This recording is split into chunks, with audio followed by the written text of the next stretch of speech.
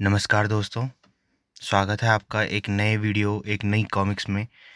ये है राज कॉमिक्स की 8वीं कॉमिक्स। सीरियल से अगर हम देखें तो ये 8वें नंबर की कॉमिक्स है और एक ये फ़नी कॉमिक्स है जिसका नाम है काठ के उल्लू। ये अगर आप इसको पढ़ेंगे तो आप इसको इसमें जो कैरेक्टर हैं उनको आप मोटू पतलू एक सीरियल आता है टीवी पे, आप उसकी तरह ही इनको देख सकते हैं। और ये इसमें भी कैरेक्टर जो है एक मोटा और एक पतला है जिसका नाम आयाराम और गयाराम है। तो उनकी एक मज़ेदार कॉमिक्स है, तो चलिए पढ़ते हैं। पर उससे पहले आप इसका कवर पृष्ठ देख लीजिए। कुछ इस प्रकार से इसका कवर पृष्ठ है और ये एक फ़नी कॉमिक्स है। तो चलिए आप पढ़ना शुरू करते हैं। आयाराम गयाराम कहीं जा रहे हैं, फिर वो पेड़ के नीचे बैठ के बात करते हैं आपस में। यार आयाराम, क्या हम वास्तव में इतने मूर्ख दिखते हैं? अरे भाई गयाराम, उफ, तुमने तो कहावत नहीं सुनी? आह, कि जो जैसा है उसे वैसा ही दिखाई पड़ता है। सुनी है तो। हम उन मूर्खों को बुद्धिमान समझते हैं, अब हम हुए कि नहीं बुद्धिमान? अरे जियो मेरे मोटे दोस्त, बात तो तुमने 100 नए पैसे सही कही। हे, अब तो समझ गया ना? हाँ हाँ, लेकिन इन बातों से पेट तो नहीं भरने वाला ना।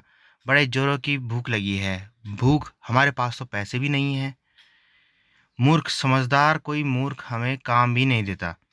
तू चिंता मत कर गया यार, एक न एक दिन भगवान हम पर जरूर प्रसन्न होंगे और हमारे दिन भी फिरेंगे। कोई अलादीन वाला चिराग ही भेज दे भगवान हमारे लिए। जैसे ही वे दोनों कस्बे के अंदर प्रविष्ट हुए, उनकी नज़र एक ढाबे के बाहर लगी तख्ती पर पड़ी। बेटे आया, हम कोई सपना तो नहीं देख रहे? खाना मुफ्त खाइए, पैसे आपके पोते पोतियों से लिए जाएंगे। उई, सपना नहीं है, सच है। वाह, मुफ्त का खाना और पैसे पोते पोतियों से वसूलेंगे। चलो, कोई तो हमारे श्रेणी का मिला हमें। ठीक है, पैसे पोते पोतियों से, वाह। जो कुछ बना हो सबकी एक एक प्लेट ले आओ। जी साहब। खाना मेज पर लगने के बाद खूब डटकर खाए आयाराम। फिर ऐसे मौका मिलना मिले या ना मिले, यम यम, वाह लाजवाब खाना है, मज़ा आ गया। दोनों ने खाना खूब खाया, ढका लिए। कुछ देर बाद, लीजिए साहब खाने का बिल। आए? बिल? मगर बिल तो कह ना गयाराम। हाँ हाँ, बिल तो हमारे पोते देंगे ना। हे, आपको गलत फहमी हुई है साहब। आपके खाने के पैसे तो आपके पोते पोतियों से ही वसूलेंगे। यह तो ही आपके दादाजी का बिल है। अब निकालो फटाफट पूरे 25 रुपये 75 पैसे। 25 रुपये 75 पैसे? हमारे पास तो फूटी कौड़ी भी नहीं है। अच्छा, तो फिर आओ मेरे साथ। पर कहाँ? वो देखो, वहाँ तुम जैसे फोकटों के लिए भी हमने इंतजाम कर रखा है। और कान खोलकर सुन लो, ये सभी बर्तन 2 घंटे के भीतर भीतर धुल जाने चाहिए, समझे? बुरे फंसे गया राम। हमारी किस्मत ही बुरी है। ही। और फिर, हाय, बर्तन मांजते मांजते मेरी तो कमर का कमरा बन गया है। काश हमें पता होता कि हमारे दादा दादी ने भी यहाँ से उधार में खाया है। 2 घंटे बाद सारे बर्तन मांज दिए हैं साहब।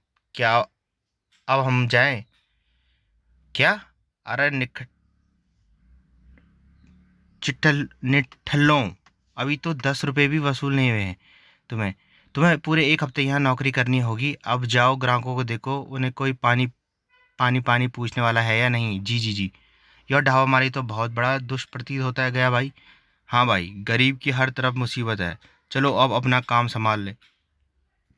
3 दिन बाद, कहिए साहब क्या खाएंगे? 1 प्लेट ताज़ी सब्जी और गर्मा गर्म चपातियाँ ले आओ। माफ़ कीजिए जनाब, अब आप तशरीफ़ ले जाएं। क्यों भाई, क्यों ये चीज़ें नहीं हैं? चीज़ें तो हैं, मगर यहाँ केवल 2-2 दिन की बासी सब्जियाँ ही मिलती हैं। आपके लिए ताज़ी कहाँ से लाऊंगा? कहें तो ले आऊँ। हे। क्या कहा? बासी खाना? मुझे जानवर समझ रखा है क्या? शक्ल से तो आप इंसान भी नहीं लगते। हद हो गई है शराफत की भी। देख लवांगा, त्वाड़ी सब्दी खाट न खड़ी करा देता तो मेरा नाम भी सुच्चा सिंह नहीं। ओह जाओ जाओ लुच्चा सिंह जी, न जाने किस चिड़ियाघर से छूटकर भागा है। क्यों गया भाई? इस कस्बे का तो नहीं लगता। अरे अरे ठहरो भाई जी, आखिर बात क्या हुई? ओए, मैं देख लवांगा तानो साबनु, तुझे बासी खाना खिलाते हो। थोड़ी ये मजाल। ग्राहक के जाने के बाद, घर्र, कमबख्तों ने मेरा एक ग्राहक कम कर दिया। अभी पूछता हूँ। हरामखोरो, तुम्हारी यह हिम्मत!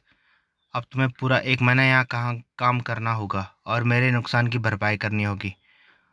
लेकिन मालिक जी, जब यहाँ ताज़ा खाना मिलता ही नहीं तो हम उससे झूठ कैसे बोलते? ओए चुप! बड़े आए हरिश्चंद्र के वंशज, दफ़ा हो जाओ यहाँ से। अब कोई गड़बड़ की तो खैर नहीं। सच बोलना भी पाप है। कलयुग है भाई, घोर कलयुग। तभी उफ, प्लेटें टूट गई उसके हाथ से। कमबख्त, पाजी प्लेटें तोड़ दी धैड़ लात की। इस दुनिया में नौकरों की कोई इज्जत नहीं गया यार। ठीक कहते हो यार, काश हम भी मालिक होते। प्लेट तोड़ दी पाजी लुच्चे, तोड़ दो हड्डी पसली। वो सपना देख रहे हैं कि वो भी जो दुकान का मालिक है उसको लात घूंसे मार रहे हैं। फिर ऐसे लात रसीद करते नौकर को, प्लेटें कोई मुफ्त में आती हैं? हाँ, और ऐसे ठोकर मारकर उसे अपने ढाबे से निकाल बाहर करते। हाय लफंगो, मेरी सारी प्लेटें तोड़ डाली, सत्यानाश हो तुम्हारा। मैं सब समझता हूँ मगर कान खोल कर सुन लो। अगर तुमने 6 महीने से पहले यहाँ से एक कदम भी बाहर रखा तो टांगे तोड़कर लाल किले पर लटका दूंगा, समझे? बहू! और किस्मत के मारे आया राम गया राम, परेशानी रहे। रात को उफ, इस तरह तो हम जीवन भर इस मक्कार मालिक के गुलाम बने रहेंगे। हमें कुछ करना हो तो चाहिए। कॉकरोच, वाह मुझे सूझ गई तरकीब। अब कल मजा देखना। जैसे ही गया ने अपनी तरकीब आयराम को बताई, अब मजा आएगा, ही। अगले दिन, अरे इस दाल में तो कॉकरोच है। कमाल है, दाल में कॉकरोच नहीं होंगे तो क्या कछुए होंगे? ही। जुबान लड़ाता है बदतमीज। और गुस्से से ग्राहक ने दाल की प्लेट गया के ऊपर दे मारी। लेकिन यह दाल तुम्हें ही मुबारक हो, बच गए। उफ! वो सीधा दुकान के मालिक के मुंह पे जा लगी। बाज आया मैं ऐसे खाने से, घर। कुछ देर बाद जब मालिक कुछ सोचने समझने लायक हुआ, आज मैं दोनों की कब्र बनाकर ही दम लूंगा। भागो मोटे भाई, रुकना नहीं। मरना है क्या? हिक हिक। उफ! तभी एक बिगड़ैल भैंसे ने उसे सींगों से दूर उछाल दिया। अई मेरी, अरे अई मोरी मैया! उफ! इन भैंसों के कारण कमबख्त वे दोनों निकल गए हाथों से। फिर उधर गया राम, उफ! भागते भागते सारा दम ही निकल गया। लेकिन शुक्र है उस राक्षस के चंगुल से बच निकले। भगवान ने हमारी किस्मत जरूर अंधेरे में बैठकर लिखी होगी। हाँ यार, बिल्कुल अमावस्या की रात के अंधेरे में। क्या हम दुनिया में यूं ही भटकने के लिए पैदा हुए हैं? आखिर हमारी ज़िंदगी का भी तो कोई मकसद होगा। तुम ठीक कहते हो यार, जिसके जीवन का कोई ना मकसद हो उसे जीवन का कोई हक नहीं, जीने का कोई हक नहीं। लो, मैंने तैयार कर ली है। आओ भगवान से चलकर पूछेंगे कि आखिर उसने हमें इस धरती पर भेजा ही क्यों। दोनों फांसी का फंदा लगाने लग गए। भैया गया, हर काम में तुम ही पहले करते हो। यहाँ भी मैं तुम्हारा एक हक नहीं छीन कर नरक में जाना नहीं चाहता। पर सुना है भैया कि फांसी लगाने से गर्दन शुतुरमुर्ग की तरह लंबी हो जाती है। सुना तो मैंने भी है कि आत्महत्या के बाद आदमी भूत बन जाता है। भूत? भाई मैं भूत नहीं बनना चाहता। और फिर अगर गर्दन लंबी हो गई तो हमें गांव वाले को क्या मुंह दिखाएंगे? यह मुझसे नहीं होगा बहू। फिर हम क्या करें? कहाँ जाएं? जाएं तो जाएं कहाँ? समझेगा कौन यहाँ? दर्द भरी अपनी कथा किस्मत के मारे लगते हैं। चलूं, शायद इनकी कोई मदद कर सकूं। क्यों भाइयों, तुम्हें क्या दुख है? क्या बताएं मित्र, हम जीना नहीं चाहते किंतु मरते हुए भी डरते हैं। समझ में नहीं आता कि क्या करें। जीवन से मत हारो भाइयों, आत्महत्या का अर्थ है। मुझे अपना दुख बताओ, शायद मैं तुम्हारी कुछ मदद कर सकूं। अगर आप हमारी सचमुच मदद करना चाहते हैं तो हमें कोई काम वगैरह दिलवा दो। आपकी बड़ी मेहरबानी होगी। केवल इतनी सी बात है। चलो आज से तुम मेरे साथ मेरे काम में हाथ बंटवाना। आप बड़े दयालु हैं। आओ चले। कुछ दिनों तक दोनों उस किसान के खेत में के काम में उसका हाथ बांटते रहे। पर एक सुबह गया, अब दुधारू नहीं रखी। इसे बेचकर एक अच्छी नस्ल की गाय खरीदना ठीक रहेगा। क्यों मित्रों? जैसा आप उचित समझें। तो चलो, सोनपुर गांव में बड़ा मेला लगा है, नई गायें अच्छे दाम पर मिल जाएंगी। आप क्यों कष्ट करते हैं? यह काम तो हम भी बखूबी कराएंगे। आप आराम करो जी। वाह, मेरा कितना ध्यान रखते हैं दोनों। ठीक ही तो है। एक को गाय बेचने भेज दूंगा, दूसरे को नई गाय खरीदने। गाय के बारे में अच्छी तरह समझने के बाद आप बिल्कुल भी फिक्र मत कीजिए। ऐसी गाय लाऊंगा कि घर के सभी बर्तन भर जाएं मगर दूध खत्म ना हो। शाबाश!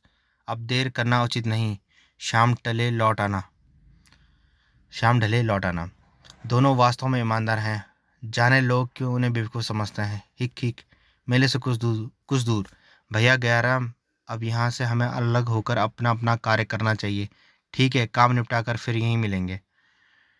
आइए साहिबान, गाय खरीदिए। ये बिल्कुल बांझ है, कटोरा भर दूध भी नहीं देती, मगर गाय की तरह सीधी सादी भोली भाली। हा हा हा। तुम्हारी तरह ही मूर्ख भी। गाय खरीदिए, बांझ भोली भाली। कोई बेवकूफ़ लगता है। अगर यह गाय इससे मैं खरीद लूँ तो भारी मुनाफे के साथ इसे यहीं बेच भी दूंगा। हींग लगे ना फिटकरी, और रंग भी चोखा ही चोखा होगा। वाह। गयाराम के पास पहुंचकर, क्यों भैया, कितने दाम लोगे इस बांझ गाय के? ओह, अब आपसे क्या दिख लूँगा। मालिक ने कहा था कि पहले 50 रुपए की बोली लगाऊं, इतने पर न बिके तो 25 रुपए में बेच दूँ। लाइए 50 रुपये और संभालिए गाय। क्या? बांझ गाय तो 20 रुपये में आसानी से मिल जाती है, इससे अधिक तो मैं इस गाय के नहीं दे सकता। मगर मालिक ने तो। अच्छा ठीक है, लाओ 20 ही दो। अब हुई ना बात। अच्छा, अब अपनी एक आंख बंद करो। एक आंख बंद करने का 20 रुपये से क्या मतलब हो सकता है? खैर, मुझे क्या, शायद ऐसे ही गाय की कीमत दी जाती है। लो, मैंने एक आंख बंद कर ली। शाबाश। एक आंख से हथेली पर 10 के कितने नोट दिखाई दे रहे हैं? एक। एक आंख से 10 का एक नोट दिखा तो दोनों आंखों से कितने दिखाई देंगे? दो। 10 और 10 20, तो सौदा हो गया। गाय 20 रुपये मेरी हुई। धत तेरी की, इतनी आसान बात मेरी समझ में नहीं आई। 20 ही सही, बांझ गाय इससे अधिक की नहीं बिकती। थोड़ी दूर जाकर, दुधारू गाय ले लो, 4 बाल्टी दूध देगी, चारा भी कम खाएगी। वाह, ऐसी दुधारू गाय तो मुझे भी चाहिए। सुनो गया गाय वाले, क्या यह गाय सच में 4 बाल्टी दूध देती है? कभी कभी 5 बाल्टी दूध भी देती है। ऐसी गाय पूरे मेले में चिराग लेकर ढूंढने से भी नहीं मिलेगी। वाह, बोलो क्या दाम लगाते हो? इस कामधेनु के 200 रुपये से एक दमड़ी कम भी नहीं लूँगा। बहुत अधिक है, लेकिन मुझे मंजूर है। यह लो पूरे 200 रुपये। गाय मेरी भी। हाँ हाँ, क्यों नहीं। यह तो पहले वाले से भी ज़्यादा मूर्ख है। और यहीं पर ही हम रोक रहे हैं, क्योंकि यह कॉमिक्स बहुत बड़ी है। तो इसका सेकंड पार्ट मैं जल्दी ही अपने चैनल में डालूंगा, तो आप वहाँ पे देख लेना इससे आगे की कहानी। तब तक के लिए बाय।